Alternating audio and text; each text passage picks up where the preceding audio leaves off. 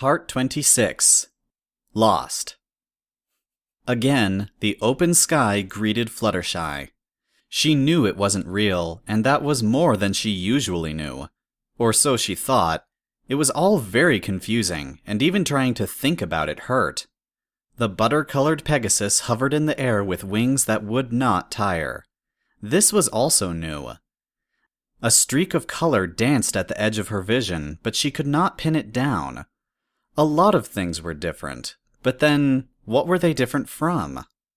Below, an unending expanse of green and deeper blue, so far away that the colors were washed and blurry. The ground. Why did this matter? All around, the vast, blue sky stretched on, dotted with puffy, white clouds. It was dark. Had it always been dark? It was supposed to be sunny, wasn't it? Curiously, the sun was absent. It was day, she knew, but the moon was up. What if she fell? The slow-building terror announced itself, starting at her wingtips and crawling towards her heart. She wished she'd never thought that thought. She had been here before, she remembered. Sometimes she would be happy. She wouldn't be alone like she was now. Other times, it was like this. Fluttershy trembled. Any moment now, her wings would seize up and she would fall. Hey, what's up? The voice was both so intimately familiar and so desperately welcome, Fluttershy nearly spun out of control as she whipped around. A blue Pegasus was effortlessly hanging mid-air, her colorful mane and tail bobbing with movement. She wore a playful smile that was so very much her. More Rainbow Dash than anything. Fluttershy knew, again, that this was different. It was wrong, not how it usually went. Her thoughts would go no further down that road, steered away by an invisible hoof. Wrong, but at the same time, so incredibly right. Nothing, sorry, Fluttershy replied. I was just thinking.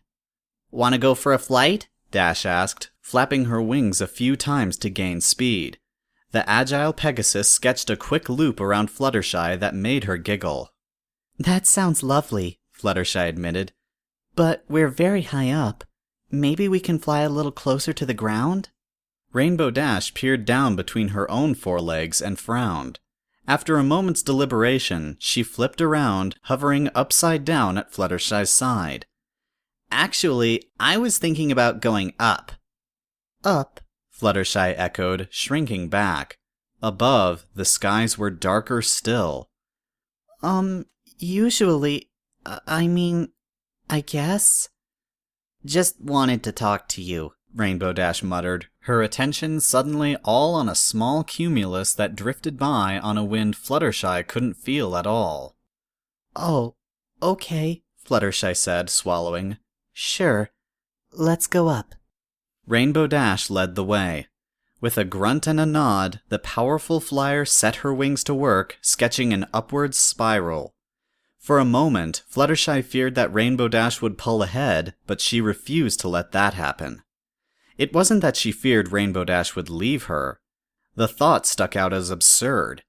Even here, wherever it was, she laughed out loud at the notion, earning an odd look from Rainbow Dash. No, it was the idea that Dash would have to wait that was wrong. To think that she should have to pause and look back at Fluttershy. She'd be nice about it. She'd sigh or roll her eyes before pacing herself. Perhaps she wouldn't even do that. Rainbow Dash had been ever so nice to her. It just wouldn't be worth anything if Fluttershy didn't give it her all. When Rainbow Dash soared up into the third turn of their ascent, she turned and found Fluttershy right at her tail, working her wings to the bone to keep up. There was no time to ask if she could keep pace with Rainbow Dash. She simply did it. Together, the two Pegasi flew ever upwards until the sky turned from dark blue to near black. The clouds hid most of the ground below now, and what little they could see was a shapeless mess. Neither of them tired. Fluttershy found herself thinking she could do this forever.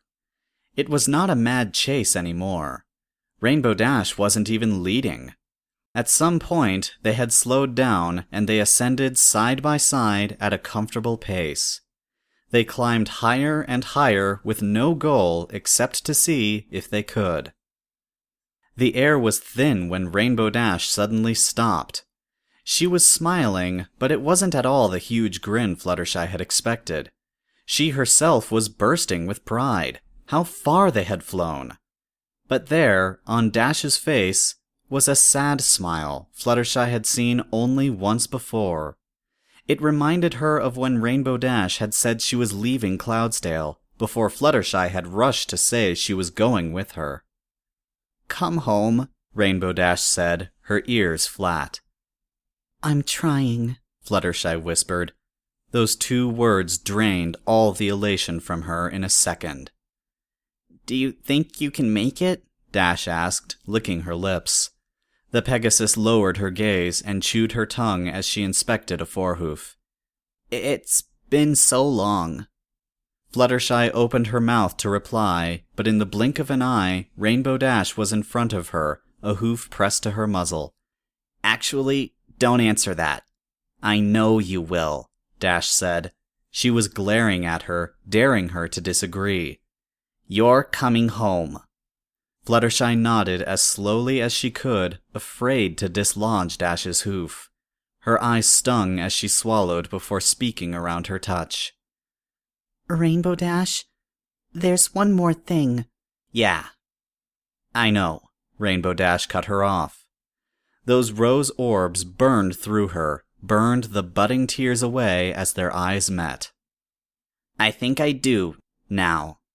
Dash slipped her forelegs around her and held her tight. A second later, her feathers joined in the hug, blue wings wrapping around Fluttershy and enveloping her. She held her close, yet they didn't fall. Impossibly suspended in midair, the world was blue, downy warmth. Dash's presence was all around her. "Fluttershy?" Fluttershy opened her eyes and found that they were wet. She lay on her thin blanket atop the hard stone floor of their refuge, and the storm raged ever on outside. Curiously, the dream didn't fade as such things usually did. Unlike most days, she didn't have to try to grab the details, cling to them, and try to remember scraps of her dreams. It sat there patiently and waited for her, as clear as her memories of yesterday. She wasn't quite sure if she liked remembering it. It was at once both a wonderful dream and a terrible reminder of what she missed. All the same, she had promised, or rather, Rainbow Dash had promised that she would make it home. That, if nothing else, she would latch on to.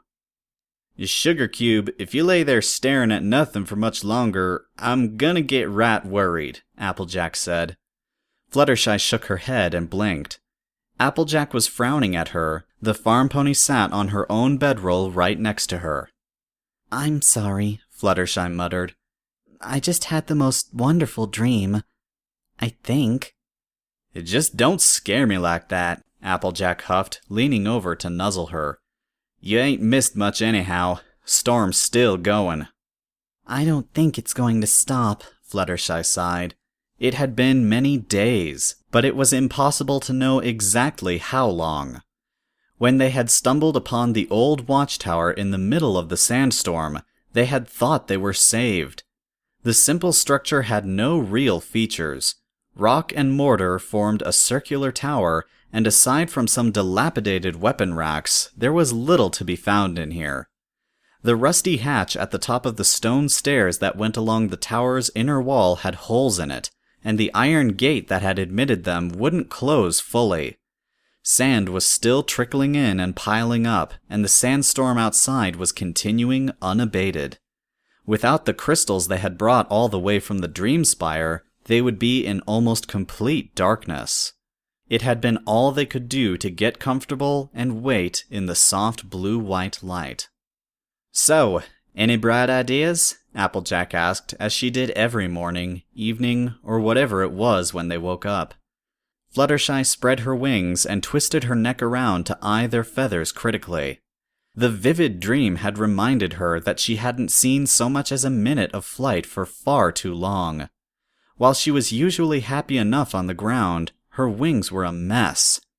Yesterday it had hardly been worth thinking about, but today it was a crime. I think I need a good preening, Fluttershy said. Well, I was thinking about getting out of here and such, but that works, Applejack snarked. Need any help? Huh? Oh, well, actually, I guess it is a little hard to reach all of the feathers, Fluttershy admitted. It's probably a little weird for you, though. Sugar, if Lotus and her sister over at the spa can file horns, I should be able to handle myself around a pair of wings, unless you're afraid I'll muck it up. Not at all, Fluttershy assured her, trying to relax her wings as Applejack walked around to sit at her back. Some feathers aren't, well, aligned, I guess. Just need to make sure they're all straight and everything, but... She winced as she felt Applejack tug at one of her pinions. Gently, please. Right, sorry, Applejack muttered. The pressure abated, and a moment later, the earth pony buried her muzzle in between the feathers again, her teeth gently gripping the feathers one by one. Fluttershy sighed and closed her eyes. If you want me to work those tangles out of your tail sometime, I'd be happy to, she murmured. This is really nice. Think nothing of it, Sugar. And the dream still stuck. Every detail still there in perfect clarity for her to pick at and dissect. Why did a promise given in a dream mean so much? A command, a desperate request, whatever it was? It had felt so very, very real. I'll tell her when we get back. The second Fluttershy had said it, she knew it had been the right thing to say. The thought didn't fill her with dread anymore. Her heartbeats and her breath both came faster, but it was excitement, not fear. I know. The words echoed in her mind, and she was only distantly aware that Applejack had stopped attending to her wings. Sugar, she said, pausing to sigh, I feel right terrible for pressuring you. It ain't my business at all. You don't have to say that. I want to, Fluttershy said, smiling and lowering her eyes to the ground. It's not because of you. Well, let's get right on that then, Applejack retorted. Oh, right. Sandstorm. Nope. Fluttershy stole another glance at the tower's door while Applejack nipped at another feather, tilting her wing a bit. How long has it been anyway? Applejack groaned. It's me poking at your feathers or it's talking. You can't have both. Fluttershy folded her wings, wincing at the displaced feathers before she stood. Turning around, she shook her head at the slightly annoyed farm pony. I don't know a lot about weather here, but the sandstorm was moving, wasn't it? But it's been going on here now for days. 3, 4, maybe 5 days. I reckon we sleep a bit more when there's nothing to do, Applejack agreed with a shrug. Besides, it's awful dark. Still, we got food left, and we ain't like to run out of water soon. Fluttershy's eyes drifted up to the metal hatch far above. I ain't liking the idea heading outside, Applejack murmured. You thinking to try the hatch? I'll come with. I just want to have a look, Fluttershy agreed. Applejack made for the narrow, unprotected stairs. She mounted the steps easily, giving Fluttershy a look as the Pegasus flew at her side. You're chomping at the bit today, Shug. What's up? She asked. Nothing. I just... Want to get home, huh? Yeah, Applejack finished for her with a wry grin. Let's get this here thing open. At the top of the stairs, Applejack braced herself against the stone steps, tongue between her teeth as she tried to work through the awkward angle. After a minor adjustment, she gestured for Fluttershy to stand back, her powerful hind legs winding up for a kick. The groan of metal was deafening, a screeching wail and a loud clang as the hatch swung open and hammered against the stone. A small trickle of sand poured in, but it was far less than Fluttershy had feared. The two ponies exchanged glances, and Applejack slipped outside with Fluttershy in tow. For a moment, Fluttershy wondered if she should head downstairs to collect her cloak, not wanting sand in her mouth and nose, but it quickly became apparent she needn't worry. The top of the tower was flat stone, and here there was no wind. Fluttershy spread her wings to confirm just that, but even the most sensitive of her feathers found nothing. Around them, just off the edge of the tower's roof, the sandstorm howled and raged, a whirling vortex that darkened the sky going on for as far as the eye could see. "When you say you don't know much about sandstorms," Applejack broached through a frown. "Wind doesn't behave like this," Fluttershy replied. "I'm not very good at wind theory and all that, but this is wrong." "Yeah, I think Applebloom could say the same without spending 5 years at Weather College or whatever, no offense," Applejack agreed. "Question is, what is this then?" "I don't understand. Why does this happen to us?" Fluttershy asked. Sitting down and crying on the spot was becoming a better and better option. "It does, don't it?" Applejack mused. "Sorry." "Well, we still don't know the first thing about who gave the prince that book, and we know he wouldn't have minded us passing through if he didn't have that book," Applejack said, scratching her snout. "You think some pony is doing this to us on purpose?" Fluttershy asked, taking a step back. "Just thinking. Told you, I ain't a glass half empty kind of mare, but this all stinks," Applejack grumped, turning her eyes skywards. "Don't suppose you think you can fly us over this?" Fluttershy puffed her cheeks out and shook her head. "We don't know how big the storm is. If it's very big and I start losing height, being in the air with all our equipment..." "And my big flank," Applejack supplied, grinning. Just checking our options. Doubt even Rainbow could pull this one off." "Maybe," Fluttershy agreed, feeling for the first time like she wanted to try anyway. It was reckless and dangerous, and she would never suggest such a thing, but part of her wondered if she could do it. It lasted only for a few seconds, until the storm around them seemed to press closer. "Right, let's head back down. Get the hatch, will you?" Applejack asked, the clops of her hooves receding down the stairs, and Fluttershy did exactly that, closing the protesting metal hatch. Once safely inside once again, she glided off the stairs down to land on the main floor of the little tower with a thud. A hollow thud. Applejack had heard it too, judging by the odd look she was casting in her direction. Fluttershy stood on a large stone like any other, a large flat tile by the tower wall. Experimentally, she raised a leg and stomped down on it again, rewarded with another loud thud. "You best let me have a look at that sugar cube," Applejack suggested, and Fluttershy gladly stepped off the curious stone tile. She tapped another nearby rock, but there her hoof yielded nothing but a dull clack of hoof on stone. Applejack wasted no time digging her rear hooves in at the edge of the stone. Bracing herself against the nearby wall, she grunted and shoved with the tips of her hooves. The earth mare lowered her head and gritted her teeth, and Fluttershy was just about to ask her to stop for fear that she would hurt herself when the stone yielded.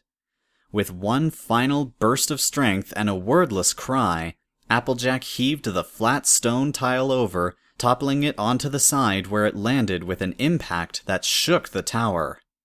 Applejack slumped to the ground, breathing heavily but grinning all the same. "Almost as fun as uprooting dead trees," she laughed. Fluttershy shook her head at her friend, trotting over to collect one of the 3 light crystals they'd scattered about the room. It was hard to see much with it in her mouth, but when she put it down on the edge of the hole, both she and Applejack gasped. An earthen staircase led down and further into the darkness, barely wide enough for the 2 of them abreast. "Not afraid of the dark, you said?" Applejack asked.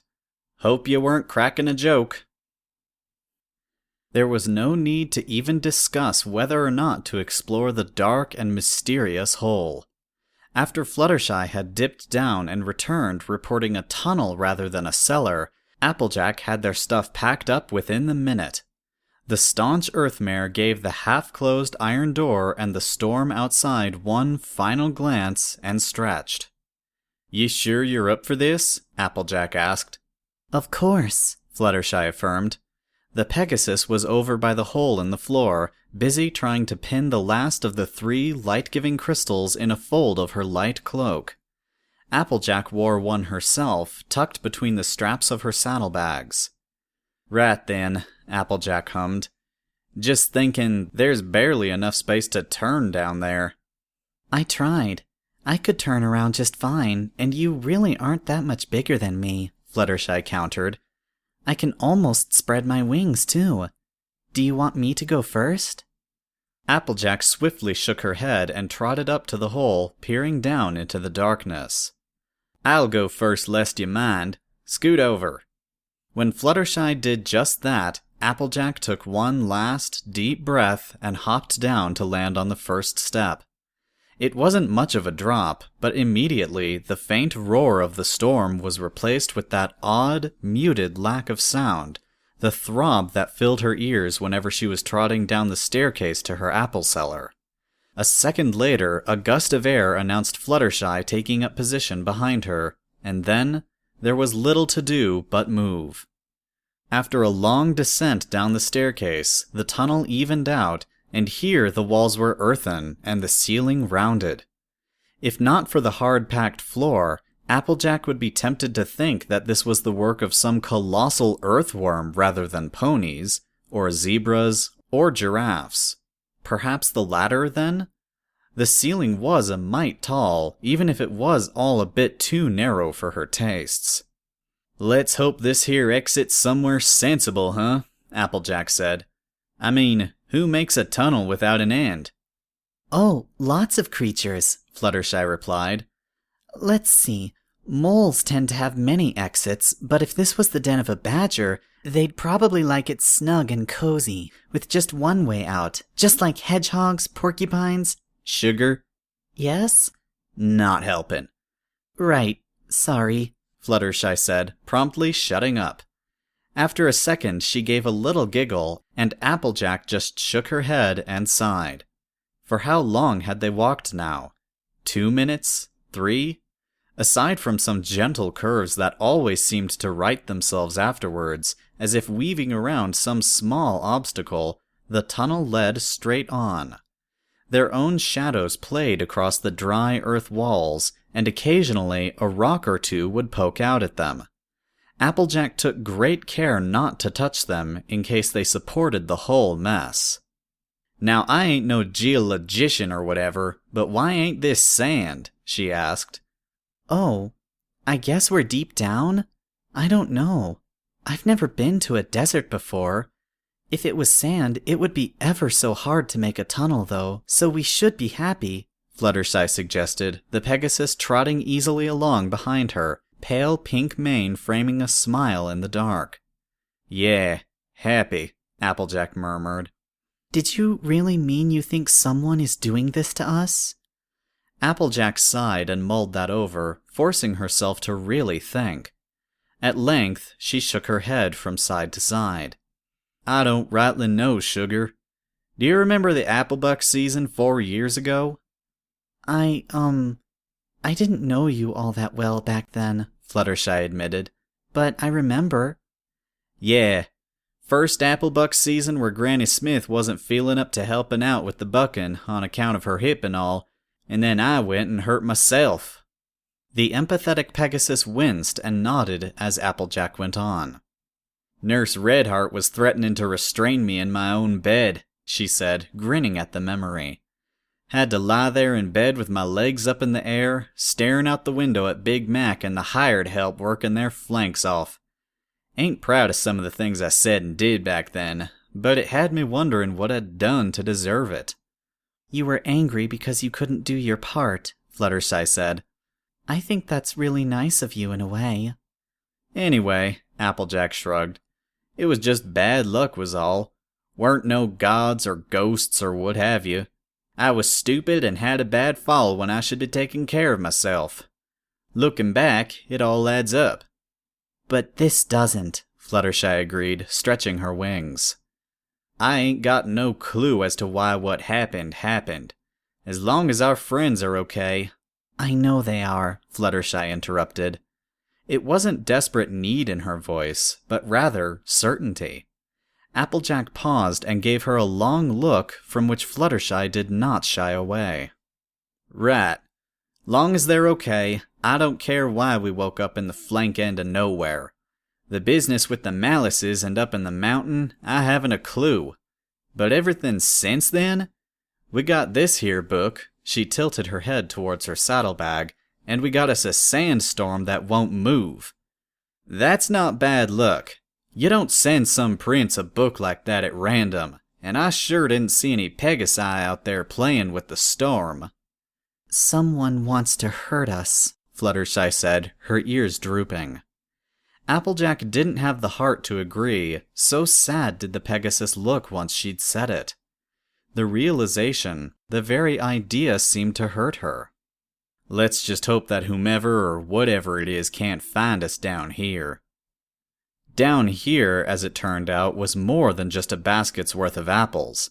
The tunnel stretched on and on, here taking a dive only to climb back up, now twisting in an S shape around things they never saw. When Applejack had to pull out their compass and make sure for the third time that they were still going in the same eastish direction, she was starting to get tired. A small yawn from behind betrayed Fluttershy's fatigue as well. Do you think maybe we could take a little rest? Fluttershy asked. Ain't too fond of the idea of sleeping here, Applejack responded, resolutely keeping her legs moving. It's cozy, isn't it? Well, okay, not exactly, but it seems safe, Fluttershy suggested, her head held high as she scanned the walls. Not a lot of burrowing animals here in the desert, I guess, but I've never heard of any burrowing predators that are dangerous to ponies. Don't need anything nibbling at your flanks for this to be bad, Applejack retorted. Roof could come down on us. If it hasn't collapsed in all these years, I doubt it will fall now. Right, nap it is, Applejack grumped, ignoring Fluttershy's questioning look. The tunnel had looked narrower than it was, though not by much. When she stopped, there was enough room to turn and shed her saddlebags without much trouble. It wasn't comfortable by any stretch of the imagination, but the soil floor was better than the stones that had been their last home. Soon enough, the two ponies lay side by side under thin covers in the quiet darkness of the tunnel that seemed to go on forever. Whatever it was that ponies reached out to find sleep, Applejack couldn't find it. With Fluttershy facing away from her, it was hard to tell if the Pegasus was awake or not, but her sides rose and fell slowly. All right, shoot, Applejack whispered.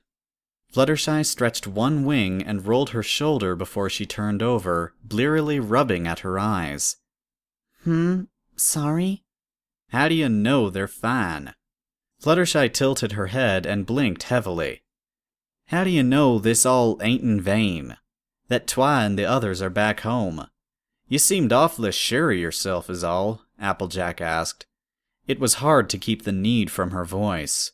She was sure she sounded like some foal eager for reassurance, but ever since Fluttershy had spoken, she'd been wondering. Only now that they were getting somewhere, now did she herself start to wonder if there was something to come home to. How long had they been gone again? I had a dream, Fluttershy said, lowering her eyes to where she clopped her hooves together. A dream, Applejack repeated with a sigh, arching her neck to stare at the wall behind her head.